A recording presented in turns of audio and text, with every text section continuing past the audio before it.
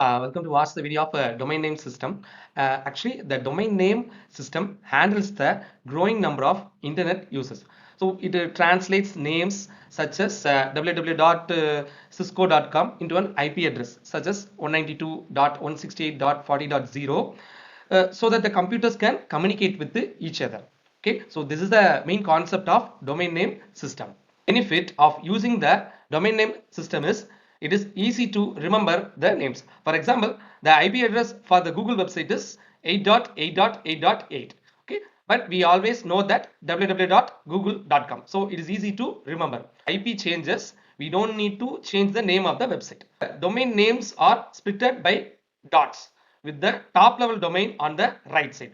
We always knows that www.google.com. So it can be splitted at the right side, which is the top level domain. Okay, so then it can be part up to 63 characters with the total length up to a maximum of 255 characters.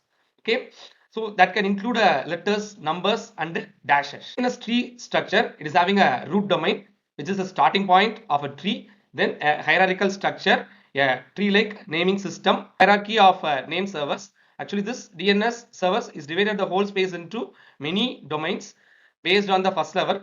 Then the DNS allows the domains to be further divided into smaller domain. For example, here you can see that edu server, which is the education server, it can be further split up into subdomains. Okay, this color that represents the root domain, which is a dot. Then these things are the top level domains. For example, .edu, .com, that represents the commercial.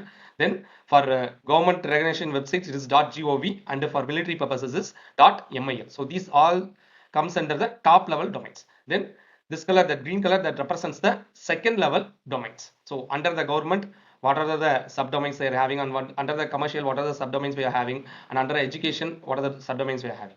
So the main fundamentals of a domain name. So it can be classified into fully qualified domain name and partially qualified. So fully qualified means it provides an addressing mechanism for the internet resources.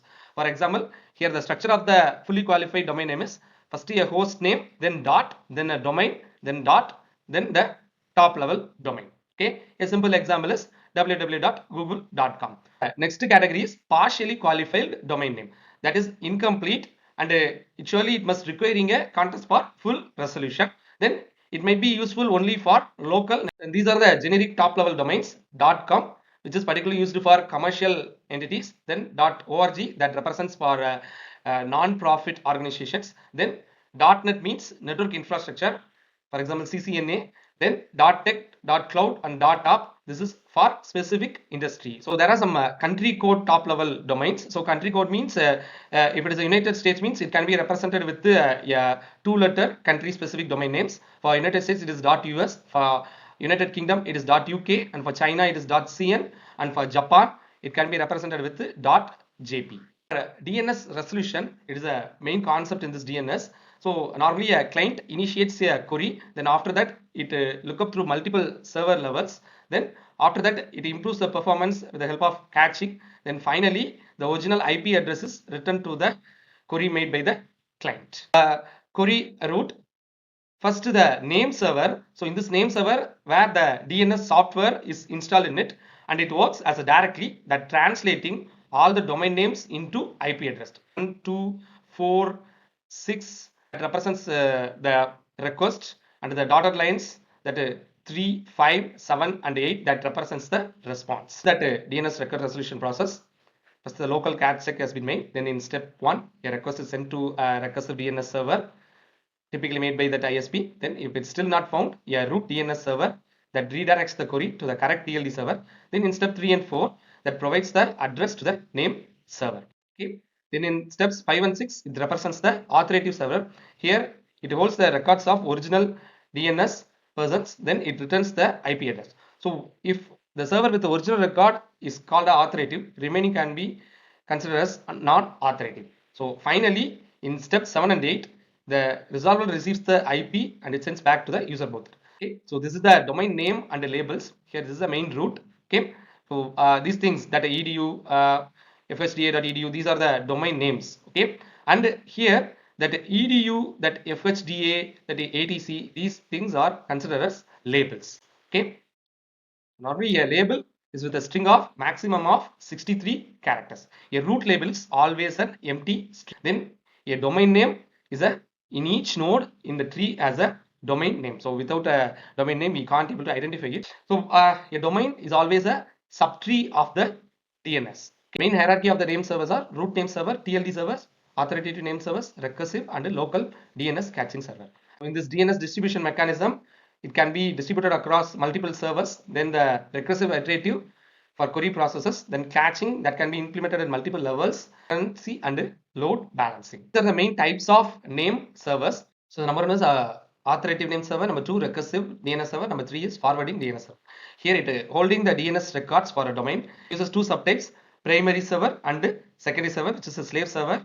Then in recursive, it handling the DNS query from clients and resolves it recursively. In forwarding, from the name itself, it forwards the client queries to another DNS server, but it does not resolve queries itself, but act as a middleman. So this is one example for that authoritative DNS server. So it is having that root server, that TLD server, then authoritative DNS server. Okay, so if a request is made means it can be come across with the various servers, and finally it can get the original IP address. Second type is recursive DNS server. So it handling the DNS queries and resolve them in a recursive manner or in an iterative manner, so that the caches that responds to speed up the further process. Example for that recursive DNS server. So a DNS query has been made if we want to visit any particular website. Okay, so with the help of the cache server, it able to retrieve the data. Okay, then first with that particular .NET name, then the domain, then with the IP address. It is forwarding DNS server. It's act as a middleman only. Okay, so just as name suggests, it forwarding to another DNS server. So here we are having a root servers.com namespace, primary DNS server, then our computer. Okay, all can be accessed with that primary DNS server. So first it asks the address of IP address of a particular website. So then it can be searched through the IP address of this root server. So it doesn't know that. Then it should be asked the .com namespace. And also it also replied with the answer of no, don't know. Then it can be checked with the primary DNS server. It also replied that it know that particular IP address. So how the security of the DNS is that. So inside that DNS is always helps to prevent the cache poisoning, that helps to protect against many malicious data. Then with the help of that cryptographic authentication of responses, it can be provided with that DNSSEC.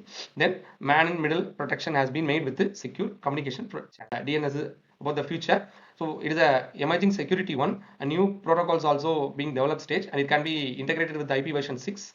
And also some privacy mechanisms are newly in the next video.